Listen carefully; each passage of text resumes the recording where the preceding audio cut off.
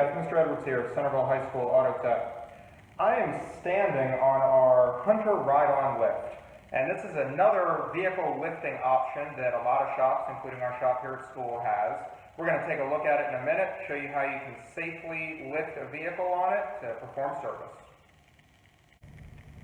And of course, anytime that we're doing any sort of service on a vehicle, working in a shop, we want to make sure that we have our safety glasses on so that anything that comes off the car, any tools we're using, a lift, anything like that, doesn't get in our eyeballs. So this is what a Hunter ride-on lift looks like, and the specific part that we're going to be using is the air jack assemblies, which are right here, and they enable us to raise a vehicle up off these lift platforms where the tires will be sitting. You can see some tire marks from previous vehicles on there. They enable us to lift the vehicle up off of those platforms, take the wheels off, do any kind of service we need to do to it. There's one for the back of the car and one for the front of the car. The way these work, when we raise it up in the air, we're going to pivot them down, as you guys will see, and make contact with these lift pads with a specific part of the vehicle that we want to raise up. The way these lift pads work, they have a contact surface on them, and they also have these feet that you can stand up. Tall ones for big tall trucks, you can lower that down. They have a smaller one for smaller SUVs and such, or you can leave them completely flat like this. Any way works, whatever makes the best and safest contact with the vehicle, and all the lift pads are that same way. They also slide in and out, as you guys will see. Now, the main purpose of this lift is for alignments. And that's getting the wheels and tires of the vehicle going straight down the road with all the steering and suspension components. The Hunter alignment machine, along with this lift, costs upwards of $50,000. Not a cheap purchase, but we are very lucky to have it here at school, and any professional shop you'll work in will have something equivalent to this, if not this exact machine. We don't have to use this lift just for alignments, though. We can use it for everything from basic vehicle maintenance to doing brakes, tires, steering, suspension, whatever we're doing. But the main use of this lift is for this computer right here for doing alignments. So before I go and pull a car on this lift, I want to make sure there's no puddles of grease and oil. That's a little bit of water right there that I'll clean up, but no puddles of grease and oil and anything that could cause the vehicle to possibly be in danger of sliding as I drive up on here. Any trash, anything like that, I want to clean it off this lift before I go driving a car on it and potentially put myself and other people in danger. So give yourself a good visual inspection of the lift before you go driving up on it, or getting somebody with a driver's license to drive a vehicle on it for you. Make sure everything looks good and clean, and then pull a car on this lift. Okay, so to get a car up on the lift here, obviously you're going to have somebody with a driver's license drive it in, and you want to have somebody else guide them in. The reason being, you need this car, for one thing, on the lift straight. We don't want to be coming on here diagonal, so you want the front and the back tires to be on about the same place, straight up, from front to back. The other thing, you want this car to be relatively centered on the lift as much as possible. You don't want it all the way over here on this edge. You don't want it all the way over here on this edge, because what we're going to do next, getting it up on the air jacks, will not be very easy, and a lot of times safe, or won't be very possible or safe if this car is not centered or straight on this lift. So have somebody guide you in, and you'll be much better off. So now that I've got this car on the lift and it's centered and straight, first thing I want to do before I go raising it up in the air or anything is take these wheel stops right here that sit on top of the control panel for the lift, and take them and block off one of the wheels. Now, you don't want to put one of these behind one wheel and one behind another one. You want to take both of them, put one behind one wheel and one in front of that same wheel. That way the car can't go forward or back, and you don't have to worry about multiple wheels having these wheel stops on them. We just want to put them behind and in front of one of the wheels. I typically do it the one that's closest to the control panel here, which is the passenger back wheel. It's easiest to get to. And now with the wheel stops on, I'm going to come over here. This is the control panel for the lift, not for the air jack assemblies themselves. So I'm going to turn it on. Usually when you walk up to it, it's going to be in the off position. Turn it on, a little green light will come on here. It might start beeping at me. I want to raise this lift up to about chest height. I don't want it all the way up in the air. I don't want it too low to the ground for the air jacks to be able to come down. I want the lift about chest height. So I'm going to hit the up button.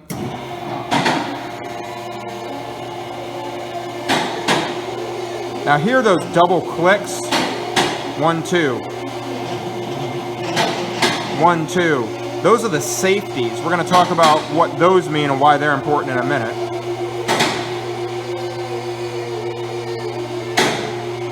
So at chest height, I want to set it down on the safety. But I want to make sure that I've heard both safeties click before I go pressing the down button, because if both aren't level with each other, this lift will start to tilt like that, and we don't want our car sliding sideways off the lift. So I heard both of them click for this level of the safety, so I can hit the down button. This lift will sit here and beep at you and flash at you until you put it on the safety, because it's that important. Down on the safety, our light's out, I can let go of the button. This is level, we don't have anything to worry about. Just like with a 2-post lift, guys, you have to put it on the safety before you go getting up under the car, because we cannot trust the hydraulics of this lift to support the vehicle. So with the lift at chest height, I'm ready to get up under it and get the air jacks set up and the car off the actual lift platform, so I could take the wheels off if I needed to, do steering, suspension, brake work, whatever I'm doing to it. Now, I don't want to have this car all the way up at the front of the lift. I want to have it about an inch or so behind where this platform is. And this platform is what's called a slide plate. It's a tool that is used as part of the alignment process, which is the major use of this ride-on lift.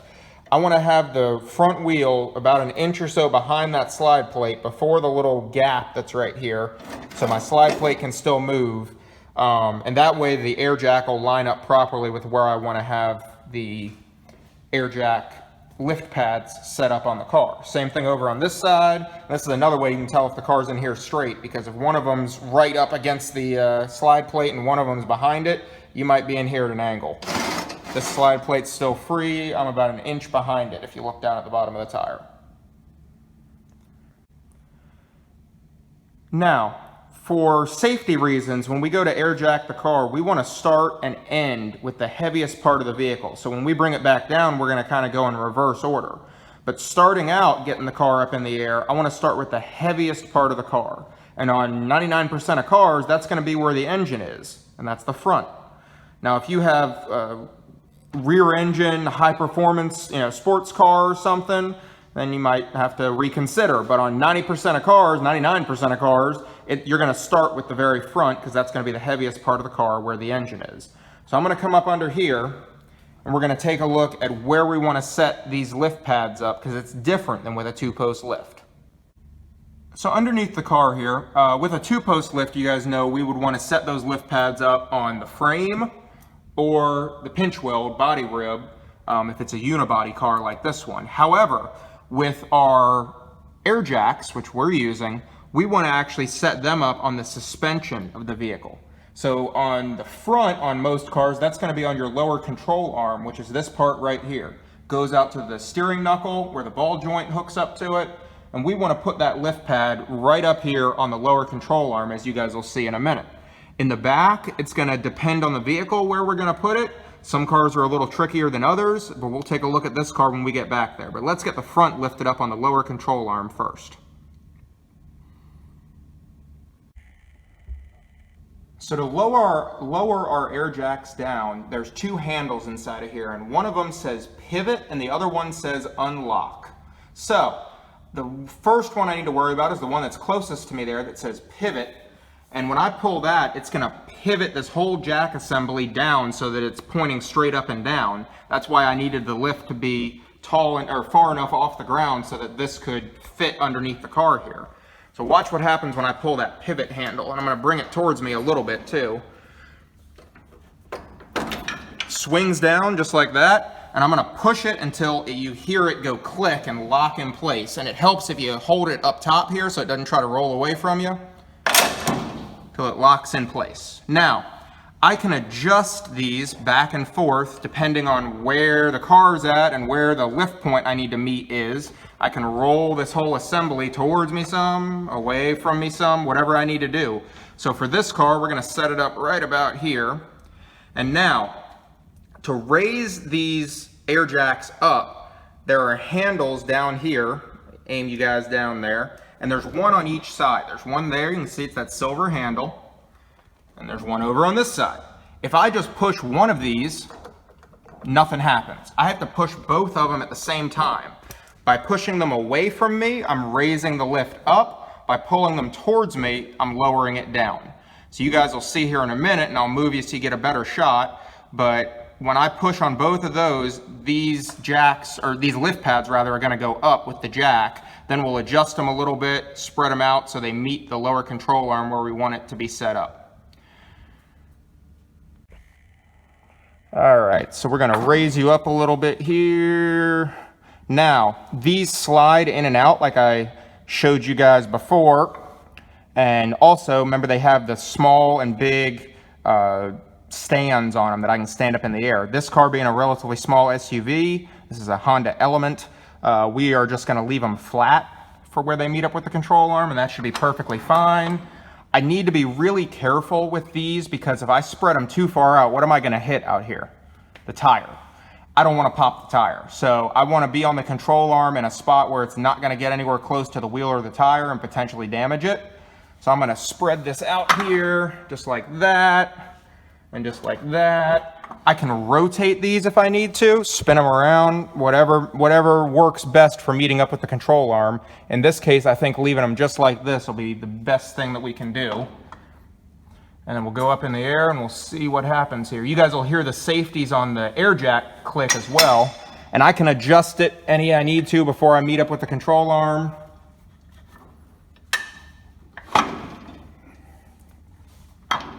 That way I'm sure that I've got the safest contact possible.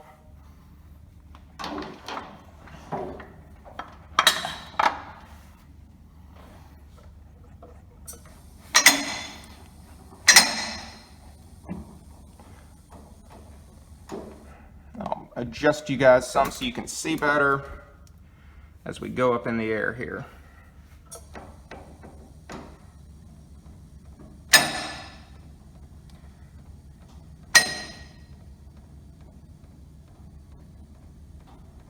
Now, air jacks aren't the fastest thing in the world. They creep by.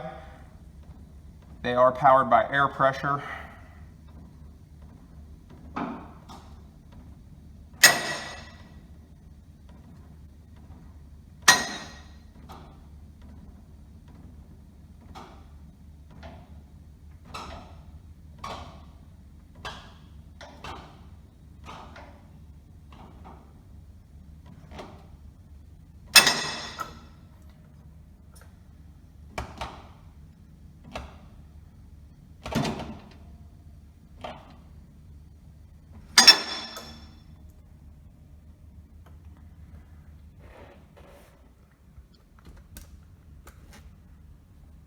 Now, when I get it to a point where my wheel's off the ground on both sides, I want to make sure that my safeties are even, so count the number of teeth you see there on both sides and make sure they're even before I go set it on the safety, because if I set it on this safety sideways, it'll get this air jack assembly jammed up, and that is not fun to fix.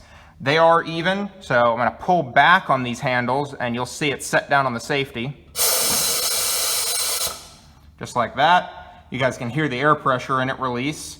Like I said, these are powered by air pressure. And now the front of my car is supported off the lift platform, air jacked up, level, and I can move to the back.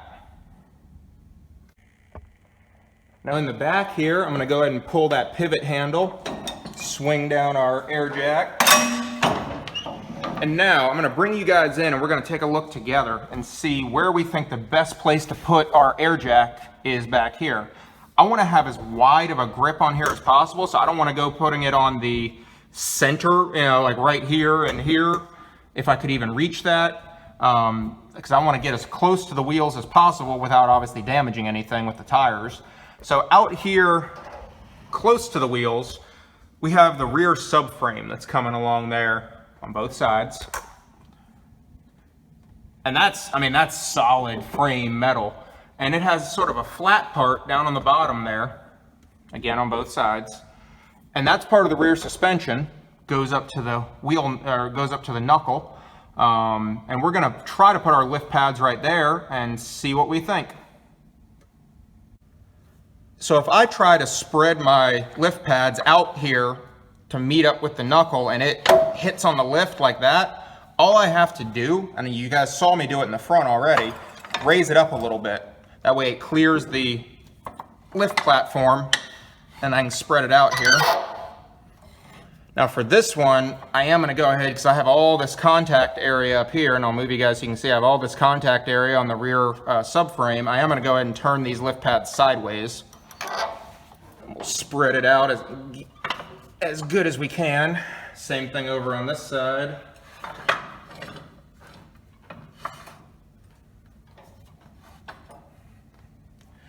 And we'll go ahead and raise it up in the air and see what we got.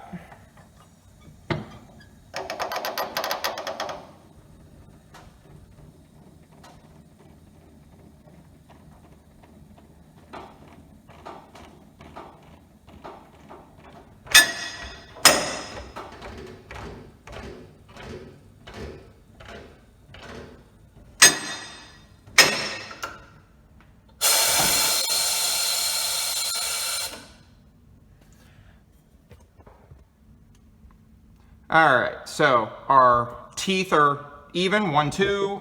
Come over to this side, 1, 2. I set it on the safety. Our wheel is off the ground. I can move it around, take it off. Now this is critical, guys. I want to make sure that my car is level. I don't want it leaning forward, leaning back. So the wheels should be off the ground relatively the same amount. And this is pretty good. If you come back and stand back and look at it, if it's not leaning back towards the garage door or leaning forward towards the wall, you guys are pretty good to go. So now we're gonna walk around and take a look at all 4 of our lift points, make sure everything looks good before we start taking the wheels off and working on the car. Our lower control arms in the front, same thing on both sides. I've got good contact on them, and that should be good to go. I could have stood one of these lift pads up and used less of the safeties, because you saw on the back I only used 2. In the front I used quite a bit more than that, but it's still perfectly fine. Now if you get to a point where it can't even reach the control arm, like on a big truck, that's when you would go ahead and stand those up for sure, so that you have safe contact with your lower control arm or whatever suspension component that you're using to air jack the vehicle. It does not have to be the same number of safeties in the front and back, so long as the vehicle is level when it's off the ground. The tires are off the ground the same amount, and like I said, not leaning towards us or leaning away from us. And in the back here, as you guys saw, we're on the rear subframe on that side. Same thing on this side. I did go ahead and turn those lift pads facing away from me, so I had as much contact on there as possible. Our wheels are off the ground. We can pull them off the car. Everything is sturdy and safe to work on. Now, to begin setting my vehicle down, like I told you guys, we're gonna go in reverse order. So we're gonna lower the lighter part of the vehicle first, which would be the second part that we put up, the back of the car. So we're starting back here in the back. I'm gonna raise it up. I gotta get it off my safeties. So push both handles away from me. It might take a minute to charge up with air pressure. And when you see it raise up a little bit and get off the teeth there, like that, make sure it did the same thing on both sides, so we're all good. I gotta unlock those little safety teeth now, and the way I do that is by pulling my second handle back here, my unlock handle. Please don't pull the pivot handle while the car is being supported by the air jack, because what's it gonna do? Pivot towards us. Hopefully the safety feature on it that prevents it from doing that works. I don't plan on trying it out. So we're just going to pull our unlock handle, and I'll show you guys what that did. It pulled that tooth back on both sides so that our safety can lower down now.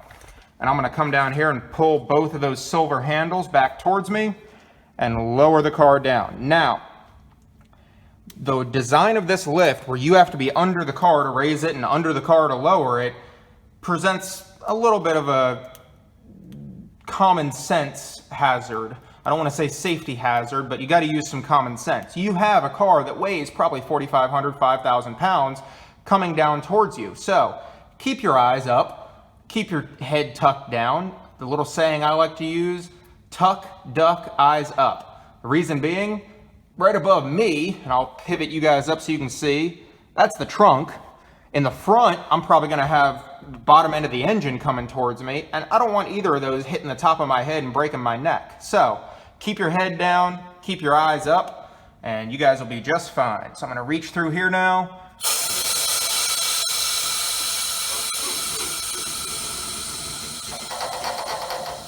And lower the lift down to where it's separate from the car. Before I lower it all the way down, I don't want this bottoming out on the lift platform, so I'm going to come in here, turn with the flat side, just like we found it, with the flat side of the lift platform, or lift pad rather, facing out, tuck it all the way in. Same thing over on this side, flat side out, tucked all the way in. The reason we want to leave it like that is because it has a little lock on it, little ridge that's right there that prevents this from moving when it's tucked all the way in and potentially pivoting around and getting in the way when we're trying to lower it down. We want to make sure we put that back like it's supposed to be. And now I can go ahead and lower my air jack all the way down. That click that you guys just heard was our safeties reversing, so those teeth will be back out the next time we need them. That unlock handle isn't pulled anymore. And now I can pivot my air jack assembly up, and it's going to come towards us here, so we're going to back up till it's locked up and out of the way. Roll it forward, get it out of our way. So the same thing in the front here. I'm going to push on my air jack handles, both of them, raise it up to get it up off our safety teeth. Again, it might take a minute for the air pressure in it to charge up and raise up.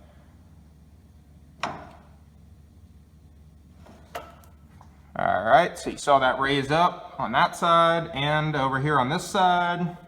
We'll come down here, again, pull the second handle, unlock, not pivot. We unlocked our safety teeth there, and again, I don't want this transmission case hitting me in the head. I don't want the oil pan hitting me in the head. Tuck your head down, keep your eyes up. You guys will be good to go. Pull these handles back towards me and down we come.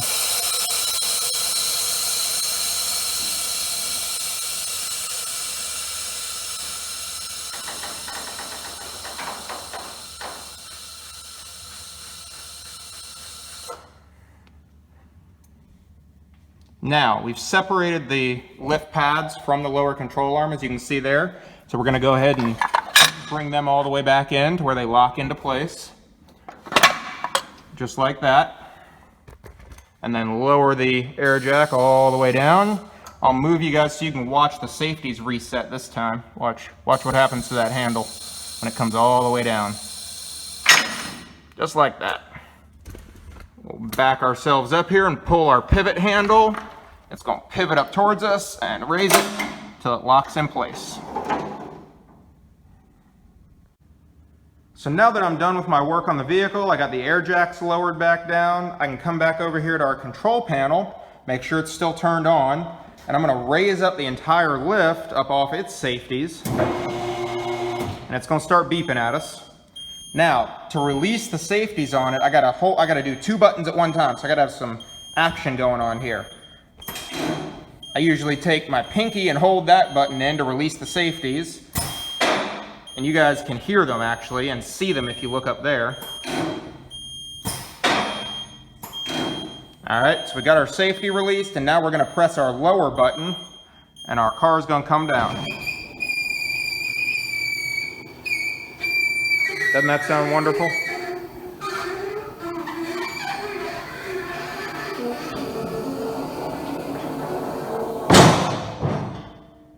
So we are all the way down. I can release my safeties and my lower button and go ahead and turn the lift off.